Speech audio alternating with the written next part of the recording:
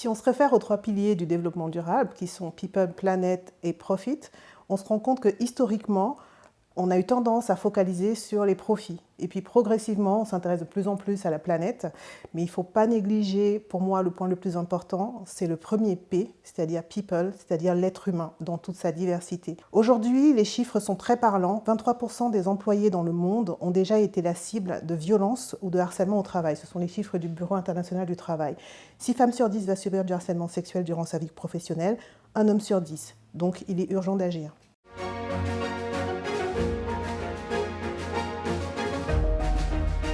Les risques psychosociaux affectent le bien-être des employés, les relations de travail et la gouvernance des entreprises. Il se trouve que la norme ISO 26000 définit les lignes directrices pour les entreprises socialement responsables. Et parmi ces lignes directrices, on retrouve les droits humains, les relations et les conditions de travail, ainsi que la gouvernance des organisations. Donc la manière de les aborder, ces ESG ou ces risques psychosociaux à l'intérieur des ESG, elle est très simple. C'est en abordant les 3 aspects de la gestion, c'est-à-dire la prévention, la sensibilisation et l'accompagnement, pour ne pas dire la réparation. Il est important de sensibiliser absolument tous les employés dans l'organisation de travail.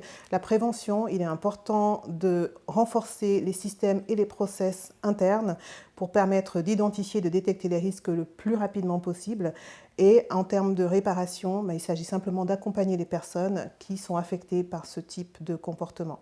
Resalience a développé la plateforme Rescare qui permet d'apporter un outil concret aux employeurs, leur permettant de détecter le plus en amont possible les cas et surtout d'accompagner les personnes dans leur reconstruction.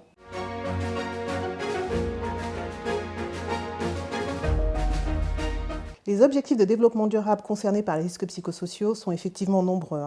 Il y a notamment la santé et le bien-être, le numéro 3, l'égalité des sexes, le numéro 5, le travail décent et croissance économique, numéro 8, la réduction des inégalités, numéro 10, mais je pense également à l'innovation, parce qu'une entreprise plus inclusive est également une entreprise plus innovante. Pour atteindre ces objectifs, il est essentiel d'avoir une approche globale, systémique et holistique du problème. Il y a différentes approches également pour pouvoir sensibiliser, prévenir et accompagner.